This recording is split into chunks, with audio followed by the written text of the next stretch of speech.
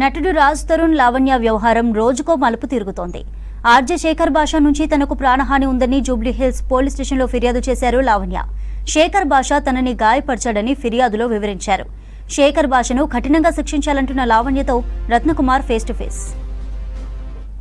శేఖర్ భాష తన మీద అటాక్ చేశాడు, దీనికి సంబంధించి నాకు గాయాలయ్యాయి, దీని మీద చర్యలు తీసుకోవాలి అంటూ కూడా హీరో రాజ్ తరుణ్ బాధితురాలు లావణ్య జూబ్లీహిల్స్ పిఎస్లో కంప్లైంట్ చేయడం జరిగింది.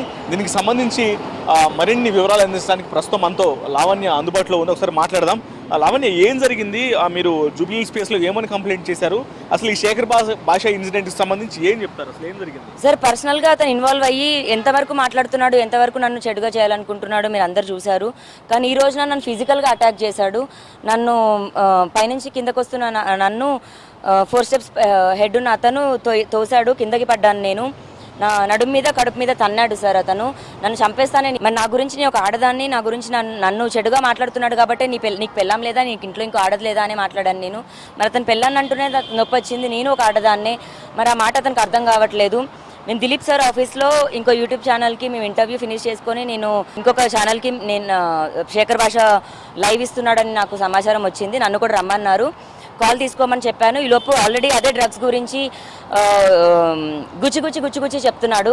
నేను ఆల్రెడీ చెప్పాను ఎవిడెన్స్ ఉంటే మాట్లాడమని. అతనికి ఎవిడెన్స్తో ఏం పని లేదు, నన్ను చెడు చేయడం ఒకటే పనిగా పెట్టుకున్నాడు. నేను వెళ్ళి తలుపు కొడుతున్నాను, తలుపు తీయట్లేదు. ఏదైతే లైవ్ నడుస్తుందో తలుపు తీయలేదు. నేను సరే నువ్వు తలుపు తీయవా, నేను మీ ఇంటికి వెళ్తాను అన్నాను.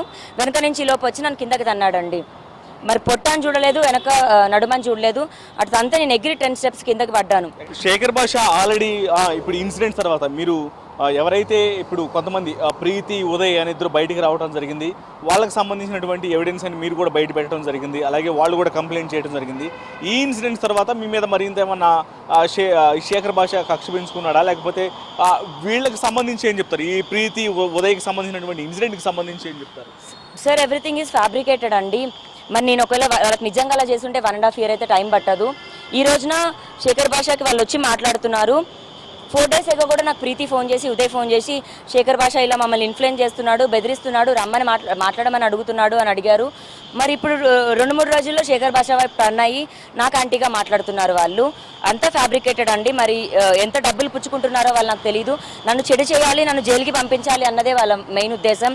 ఎవరైతే నలుగురు మాట్లాడుతున్నారో వాళ్ళందరూ రాజ్ తరుణ్ మనుషులే, శేఖర్ భాష మనుషులే. శేఖర్ భాష రాజ్ తరుణ్ ఇస్తున్న ప్లాన్లో ప్రకారంగానే జరుగుతుందండి. అంటే మీకు ఏమన్నా ఇప్పుడు రాజ్ తరుణ్కి మీకు ఈ ఇష్యూ అనేది స్టార్ట్ కాకముందు అసలు శేఖర్ భాష అనే వ్యక్తి మీ లైఫ్లో ఎప్పుడన్నా ఉన్నాడా? అసలు ఎప్పుడన్నా పరిచయం అయ్యాడా? ఇప్పుడు మీకు సంబంధించినటువంటి వ్యవహారాలు ఎప్పుడైనా ఇన్వాల్వ్ అయ్యాడా? అసలు ఏంటి ఈ మధ్య కాలంలో తను ఇన్వాల్వ్ అవుతుందని బట్టి ఏం చెప్తారు మీరు? పర్సనల్గా నాకు ఎప్పుడు తెలియదండి. అతనికి ఫేమ్ కోసం చేస్తున్నాడో డబ్బుల కోసం చేస్తున్నాడో తెలియదు. కానీ మొన్న మనం చూసినట్టయితే స్టేజ్ మీద ఏదైతే అటెన్షన్ వచ్చిందో అతను ఖచ్చితంగా అటెన్షన్ కోసం, ఫేమ్ కోసం అండ్ మనీ కోసమే చేస్తున్నాడు. ఆల్రెడీ 5 lakhs తీసుకున్నాడు అన్న విషయం అందరికీ తెలిసిందే. అతను ఏ అకౌంట్ నుంచి తీసుకున్నాడు అన్నది నేను త్వరలో బయట పెడతానండి. అంటే ఎటువంటి పోరాటం ఇది? మీరు ఈ మధ్య అంటే గతంలో రాజ్ తరుణ్ కావాలని చెప్పారు, ఇప్పుడు రాజ్ తరుణ్ వద్దు, తనకు శిక్ష పడాలి, నన్ను మోసం చేశాడు అంటున్నారు. ఎటువంటి న్యాయం కోసం అనేది ఇంతలా పోరాటం చేస్తున్నారు? అంటే నేను నా రాజు అనుకొని ఫైట్ చేద్దామని అనుకున్నాను. కాకపోతే అలాంటి మగాడు ఇంకా నాకు వద్దండి. శేఖర్ భాషతో ఎన్నెన్ని మాటలు అనిపించాలో అన్ని మాటలు అనిపించాడు.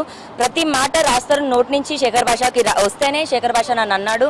అలాంటి మగాడు నాకు ఇంకొద్దు అండి. రాజ్ తరుణ్కి ఇప్పుడు అగేన్స్ట్గానే ఫైట్ చేస్తాను. నాకు చేసిన అన్యాయంకి రాజ్ తరుణ్కి ఖచ్చితంగా శిక్ష పడాలి. ఇప్పుడు మీరు ఇచ్చినటువంటి కంప్లైంట్కి సంబంధించి ఈ శేఖర్ భాష మీ మీద ఏదైతే అటాక్ చేశాడో దీనికి సంబంధించి పోలీసులు ఎటువంటి హామీ ఇవ్వడం జరిగింది? నెక్స్ట్ మీ నెక్స్ట్ స్టెప్ అనేది ఎట్లా ఉండబోతుంది? నా పైన ఇప్పుడు ఏదైతే జరిగిందో నేను సీసీ కెమెరాస్ కూడా తీయమని రిక్వెస్ట్ చేశాను. ఏది జరిగినా సరే నేను ముందుకెళ్తాను, ఫైట్ చేస్తానని చెప్పాను.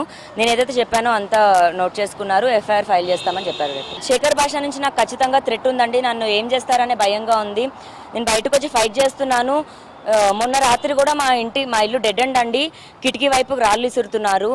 మాకు భయం వేస్తుంది. నేను సింగిల్గా ఉంటున్నాను నా తమ్ముడితో. నాకు ప్రొటెక్షన్ కావాలని అడగాలో తెలియట్లేదు, లేకపోతే శేఖర్ భాష ఈ పోరాటం ఆపాలని అడగాలో తెలియట్లేదు. ఏది కోరుకున్నా నాకైతే జరగట్లేదు. నేను రాజ్ తరుణ్తో ఫైట్ చేస్తుంటే రాజ్ తరుణ్ బయటకు వచ్చి మాట్లాడితే బాగుంటుంది. శేఖర్ భాష అనేవాడు మధ్యలోకి వచ్చి ఛాలెంజ్లు తీసుకొని నన్ను ఛాలెంజెస్ విసురుతున్నాడు నా పైన. శేఖర్ భాష ఇదంతా ఆపాలి అని కోరుకుంటున్నాను.